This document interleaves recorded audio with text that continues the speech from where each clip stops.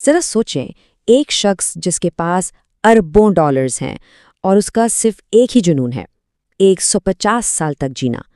اس نے اپنی پوری زندگی کو ایک ایسی جنگ بنا ڈالا تھا جس میں ہار کی کوئی گنجائش ہی نہیں تھی۔ عمر کو مات دینے کے لیے اس نے کیا کیا؟ ایک بہت ہی عجیب قدم اٹھایا۔ وہ روزانہ ایک خاص آکسیجن ٹینٹ میں سوتا تھا۔ اس کا خیال تھا کہ یہ خالص آکسیجن اسے ہمیشہ ہمیشہ جوان رکھے گی۔ اور بات یہیں ختم نہیں۔ اس کے گھر میں 12 ماہر ڈاکٹروں کی ایک ٹیم 24 گھنٹے موجود رہتی تھی۔ ان کا کام صرف ایک، اس کے جسم کے ایک ایک حصے، ایک ایک لمحے پر نظر رکھنا۔ اور پلاننگ کی انتہا تو دیکھیں، اس نے اپنے لیے اسپیئر پارٹس یعنی انسانی اعضاء کا انتظام بھی کر رکھا تھا۔ سوچ یہ تھی کہ اگر کوئی عضو فیل ہو جائے تو فوراً بدل دیا جائے گا۔ پاپ موسیقی کا بے تاج بادشاہ مائیکل جیکسن، اور یہ کہانی ہے اس کی تقدیر کے خلاف لڑی گئی ایک ایسی جنگ کی جس کا نتیجہ شاید پہلے سے ہی لکھا جا چکا تھا۔ اس جنگ کی تفصیل میں چلتے ہیں۔ دیکھیں، یہ کوئی معمولی جنگ نہیں تھی۔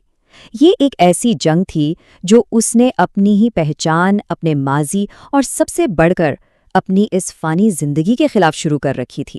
جیکسن کو قدرت سے ملی 4 چیزوں سے سخت نفرت تھی۔ 1 اپنی سیاہ رنگت، 2 اپنی گمنامی، 3 اپنا ماضی، اور 4 انسان کی یہ مختصر سی زندگی۔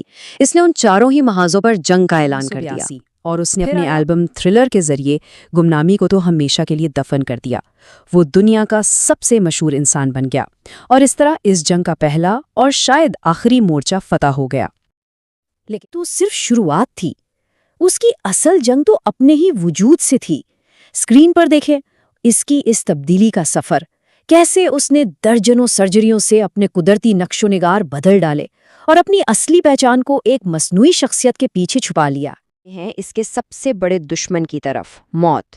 اس نے موت کے خلاف ایک ناقابل تسخیر قلعہ بنانے کی کوشش کی، ایک ایسی زندگی ڈیزائن کی جو پورے 150 سال تک چلے۔ 150 سال؟ جی ہاں، صحیح سنا۔ یہ کوئی خواہش نہیں تھی، بلکہ ایک پورا پلان تھا جس کے لیے اس نے اپنی ساری دولت، ساری توانائی، سب کچھ لگا دیا تھا۔ اس کا روز کا معمول موت سے بچنے کی ایک ڈرل بن چکا تھا۔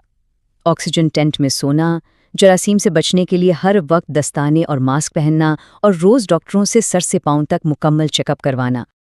اور ان سب چیزوں کے پیچھے ایک بہت گہرا یقین تھا۔ اسے لگتا تھا کہ اس کی دولت اور جدید سائنس مل کر تقدیر کو ہرا سکتے ہیں۔ وہ مانتا تھا کہ وہ موت کو ٹال سکتا ہے، وہی موت جس کا وعدہ ہر زندہ چیز سے کیا گیا ہے۔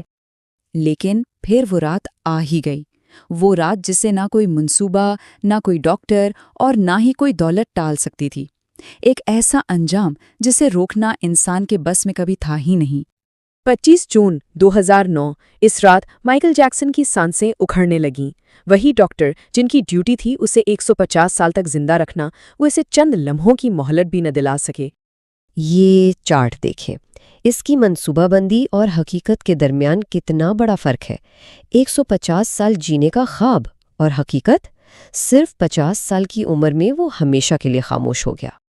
اس کی موت کی خبر ایک طوفان کی طرح پھیلی، اتنی کہ اس نے انٹرنیٹ کو تھوڑی دیر کے لیے کریش کر دیا۔ گوگل، ٹویٹر سب بیٹھ گئے۔ پوری دنیا حیران تھی کہ اتنی زیادہ احتیاط کے باوجود موت نے اسے آخر پکڑ کیسے لیا۔ لیکن اصل سچائی تو موت کے بعد سامنے آئی، جب پوسٹ مارٹم رپورٹ نے اس کے جسم کے اندر چھپے رازوں سے پردہ اٹھایا نا، تو پوری دنیا بس دنگ رہ گئی۔ رپورٹ میں کیا تھا؟ یہ کہ باہر سے چمکتا دمکتا دکھنے والا جسم اندر سے دوائیوں، انجیکشنز اور بے شمار سرجریوں کی وجہ سے ایک کھوکھلا ڈھانچہ بن چکا تھا۔ اور سب سے بڑا ٹویسٹ، سب سے بڑا المیہ تو یہ تھا کہ اس کی حد سے زیادہ احتیاط ہی اس کی تباہی کی وجہ بنی۔ اس کی باڈی کی جو قدرتی امیونٹی تھی، قدرتی قوت مدافعت، وہ تقریباً ختم ہو چکی تھی۔ مطلب جن چیزوں کو وہ اپنا بچاؤ سمجھ رہا تھا، وہی اس کی سب سے بڑی کمزوری بن گئی۔ تو آخر میں مائیکل جیکسن کی زندگی کی یہ پوری کہانی ایک بہت بڑا سبق سکھاتی ہے۔ یہ خدا کے نظام کے سامنے انسان کی بے بسی اور اس کی حدود کی ایک بالکل صاف مثال ہے۔ قرآن پاک میں ارشاد ہے، تم جہاں کہیں بھی ہوگے موت تمہیں آ پکڑے گی، چاہے تم مضبوط قلعوں ہی میں کیوں نہ ہو۔ سوچیں تو مائیکل جیکسن کی کہانی اس آیت کی ایک زندہ تفسیر لگتی ہے۔ آپ دیکھیں، قدیم فرعونوں سے لے کر آج کے سپر سٹارز تک تاریخ گواہ ہے کہ جب آخری بلاوا آتا ہے نا، تو کوئی طاقت، کوئی دولت، کوئی سائنس ایک پل کی بھی دیری نہیں کر سکتی۔ تو یہاں ایک سوال پیدا ہوتا ہے کہ کیا زندگی کی کامیابی اس کی لمبائی سے ناپی جاتی ہے، یا پھر قدرت کے بنائے ہوئے نظام کے سامنے سر جھکانے میں ہے؟